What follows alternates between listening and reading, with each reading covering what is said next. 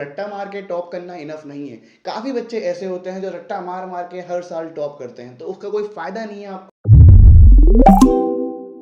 Hello दोस्तों, तो हम बात करने वाले हैं how do top student study कि एक टॉपर कैसे स्टडी करते हैं उसके बारे में हम बात करेंगे कि क्या वो मेथड्स हैं, क्या वो तरीके हैं कि जो एक टॉपर फॉलो करता है और आप फॉलो नहीं करते हो और जिसकी वजह से आपके और उसके मार्क्स में इतना डिफरेंस आता है। आपके मार्क्स आते हैं बहुत से बहुत 40% 50% और उसके मार्क्स जाते हैं 90% या 99% तक। वो ऐसा क्यों हो रहा है उसके बारे में बात करेंगे और आपको क्या चीजें फॉलो करनी चाहिए उसके बारे में बात करेंगे, कैसे आप कर सकते हो। तो पहला पॉइंट सबसे सिंपल है, यूज RRR टेक्निक। अब ये टेक्निक क्या है? सिंपल है। पहले जो भी चैप्टर कर रहे हो, कुछ भी कर रहे हो, उसको आपको पढ़ना तो पड़ेगा, ठीक है। अब बिना पढ़े कोई ट्रिक नहीं है कि आप टॉप कर सकते हो। पढ़ना तो पड़ेगा, तो पढ़ो, चैप्टर्स को पढ़ो, अपने नोट्स को पढ़ो, अपनी सारी बुक्स को पढ़ना स्टार्ट करो, ठीक है ना। इस वीडियो में हम ये भी बात करेंगे कि कैसे आप अपनी नॉलेज को गेन कर सकते हो। सिर्फ रट्टा मार के टॉप करना इनफ नहीं है। काफ़ी बच्चे ऐसे होते हैं जो रट्टा मार मार के हर साल टॉप करते हैं, तो उसका कोई फ़ायदा नहीं है आपको। तो ऐसा कैसे करना है कि आपको नॉलेज रहे, अच्छे से आप इंटरेस्ट के साथ पढ़ पाओ बिना रट्टा मारे, उसके बारे में बात करेंगे। तो पहला पॉइंट था आर मीनिंग रीडिंग। अच्छे से अपनी बुक को रीड करो, समझो। रीडिंग जितनी अच्छी होगी उतना ही आप अच्छे से समझ पाओगे। उसके बाद है रिमेंबरिंग। जो भी पॉइंट्स पढ़ रहे हो उनको याद करो। रट्टा नहीं मारना है, मतलब उनको थोड़ा बहुत समझते हुए चलना है। और जो भी आपने चीज उसको थोड़ी देर रिटेन भी करना है, कि मतलब बार बार आपको रिवाइज करना है। अब सिर्फ इतना करोगे तो आपको लगेगा कि आप रट्टा मार रहे हो, बट रट्टा नहीं है। आगे समझाएंगे कैसे वो रट्टा नहीं है, कैसे क्यों नहीं है। सिंपल, ठीक है। तो पहला पॉइंट क्या था? रीडिंग करी, रिमेंबर करा और उसको रिटेन करना है। मेन पॉइंट तो यही है, प्रॉब्लम तो इसमें आती है। सेकंड पॉइंट जो आपको करना है और सबसे इंपॉर्टेंट पॉइंट बच्चे नहीं करते हैं खास, तो वो आपको क्या करना है, वो है टीच अदर्स। दूसरे लोगों को टीच करो, यानी कि आपके जो दोस्त हैं, जो आपके घर में आपके कजन्स हैं, आपके जो सिबलिंग्स हैं, उनको टीच करो। जो भी आपने पढ़ा है एक बार खुद पढ़ लो, जैसा आपको समझाया मैंने। रीड करा, रिमेंबर करा, रिटेन करा। अब ये रिटेन कैसे होगा, उसको करने के लिए किसी दूसरे थर्ड पर्सन, सेकंड पर्सन को टीच करो, समझाओ। अब जब आप किसी को समझा सकते हो तो वो चीज़ आपको आ जाती है। अब आपसे कोई ओरली पूछ ले या फिर आपसे कोई लिखवा ले तो आप आराम से लिख पाओगे, और लिख पाओगे, अच्छे मार्क्स भी आएंगे, एग्जाम में टॉप कर पाओगे। तो टॉप करने का यही एक सिंपल है कि आपको याद होना चाहिए। और याद करना रट्टा मारना नहीं, रट्टे मारने को नहीं बोल रहा हूं मैं, कि आप समझो। समझोगे कैसे?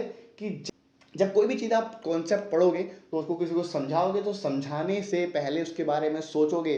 सोचोगे यानी खुद को समझाओगे, खुद को समझाओगे तब जाके किसी दूसरे बंदे का समझ में आएगा वो, ठीक है। तो इससे क्या होगा कि आपको वो कॉन्सेप्ट हमेशा के लिए याद हो जाएगा, यानी कि रिटेन वाला काम आपका हो चुका है। उसके बाद है थर्ड पॉइंट, सबसे इंपॉर्टेंट पॉइंट जो काफ़ी लोग मिस करते हैं, आपको करना है वो है create a visual diagram, symbols, draw it on a piece of paper, close your eyes and think about it on your head।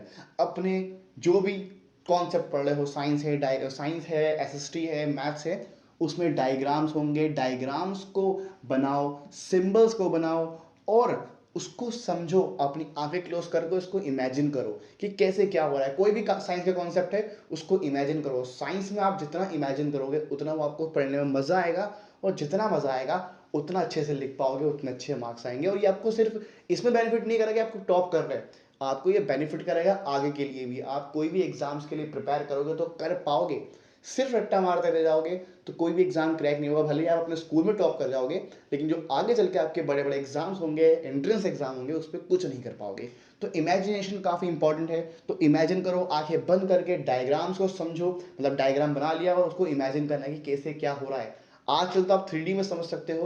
आप वीडियो सर्च करो किसी भी टॉपिक को, कि आपको उसका एनिमेशन मिलेगा, उसकी वीडियो मिलेगी 3D में, तो समझ पाओगे। लेकिन उससे बेटर है कि आप खुद से विजुलाइज करो, जैसे पहले के साइंटिस्ट करते थे और तब वो उस चीज़ को इन्वेंट कर पाते थे, वैसे ही आपको भी करना है।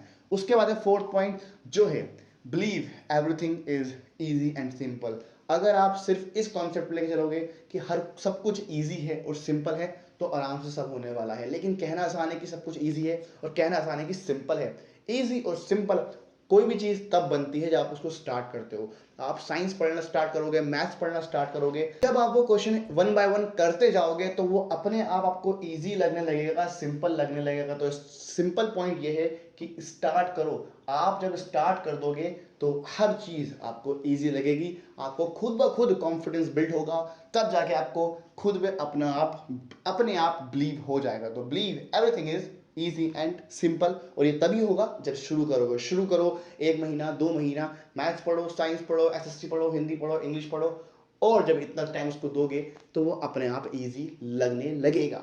उसके बाद फिफ्थ पॉइंट है जो है read a paper before you go to sleep and think about as you doze off when you wake up it will be at least 50% easier to understand। Simple technique जो मैं follow करता हूँ, काफ़ी बच्चे follow करते हैं, मैं चाहूँगा आप भी फॉलो करो। जो है कि जब भी आप सोने जाओ तो कोई भी अपना कॉन्सेप्ट का एक पेज पढ़ के सो जाओ। अब कुछ भी हो सकता है, भले आप एक पेज पढ़ो, 2 पेज पढ़ो, आप कुछ भी पढ़ सकते हो, लेकिन उससे पहले पढ़कर सो जाओ। और जब वो सो के उठ के आप दोबारा पढ़ोगे तो आपके लिए 50% ईजियर होगा उस चीज़ को समझना। ऐसा क्यों होगा? क्योंकि आपके ब्रेन को थोड़ा टाइम लगता है किसी भी चीज़ को समझने के लिए, ठीक है। अगर आप कोई भी कॉन्सेप्ट 1 घंटे में समझते हो तो वो आपको थोड़ी देर के लिए याद होगा। अगर आप कोई कॉन्सेप्ट 2 घंटे के लिए समझते हो तो आपको वो ज़्यादा देर तक याद रह पाएगा। यानी कि आप अपने ब्रेन को जितना ज़्यादा टाइम दोगे समझने के लिए, वो उसको उतना ही ज़्यादा रिटेन कर पाएगा। तो आपने क्या करा, आपने रात में कोई चीज़ पढ़ी और सो गए, सोएंगे आप एटलीस्ट 7 to 8 आवर्स, तो मान के चलिए जो आपने रात में पढ़ा है तो वो दिमाग में रहेगा, इतने घंटे तक दिमाग में रहेगा।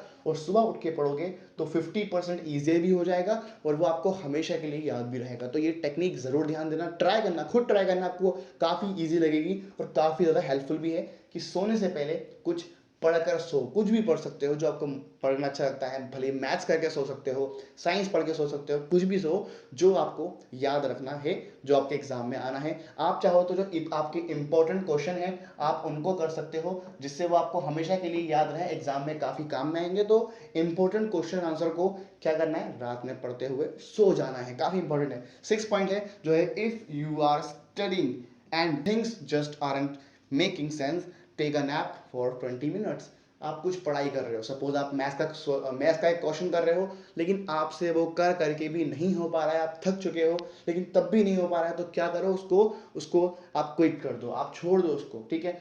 थोड़ी देर रेस्ट लो, 20 मिनट का रेस्ट लो, उसके बाद जाकर वापस से उस क्वेश्चन पे जाओ, आप उसको कर पाओगे, ये गारंटी है। कुछ भी कॉन्सेप्ट समझ में नहीं आ रहा हो सकता है आप थक चुके हो, तो कुछ भी कॉन्सेप्ट समझ में नहीं आए, थोड़ी देर का गैप लो, थोड़ी देर का गैप करो, रेस्ट लो और फिर जाके वापस उसको समझो, अपने आप समझ में आने लग जाएगा। क्योंकि ऐसा होता है जब हम लगातार पढ़ते रहते हैं तो हमारा ब्रेन टायर्ड हो जाता है, एग्जॉस्ट हो जाता है, और जो हम नया कुछ पढ़ते हैं तो हमें समझ में नहीं आता है। तो ऐसा हो रहा है तो यानी कि आपका ब्रेन थक चुका है, उसको थोड़ा रेस्ट दो, 20 मिनट 30 मिनट का एक नैप लो।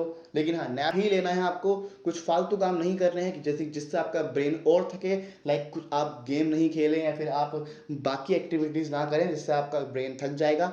ब्रेन को रेस्ट दें, नैप लें, थोड़ी देर सो जाएं, टाइमर लगा के सो जाएं और वापस आके स्टडी करें, आपको वो आराम से समझ में आने लगेगा। तो ये वो चीज़ें हैं जो खासकर टॉपर्स ही करते हैं। आपको मैंने बताया कि आप कैसे ऐसी स्टडी कर सकते हो जिससे आप टॉप कर सको, और टॉपर स्टूडेंट ऐसे स्टडी, और टॉपर स्टूडेंट ऐसे ही स्टडी करते हैं। और भी टिप्स हैं जो आप फॉलो कर सकते हो, बट डिपेंड करता है कि आपके ऊपर वो काम करती हैं कि नहीं करती हैं। तो वो भी वीडियो हम बात करेंगे, आप ट्राई करना। अगर वो आपके ऊपर काम करेंगी तो बहुत अच्छी बात है, और नहीं कर रही है तो आप इनको ट्राई करो पहले। अगर ये काम करती हैं तो आपका काम बन जाएगा, आप भी अच्छे स्कोर कर पाओगे क्लास में, अपने एग्जाम में। तो ये थी आज की वीडियो, होप आपको समझ में आए तो वीडियो को लाइक कर देना, साथ में चैनल को सब्सक्राइब भी कर देना। अगर आपको उसके बारे में और जानना है तो आप मुझे कमेंट कर सकते हो ताकि मैं इसकी वीडियो बना पाऊँ। तो मिलता है आपसे अगली वीडियो में, तब तक के लिए all the best, thanks for watching and piece.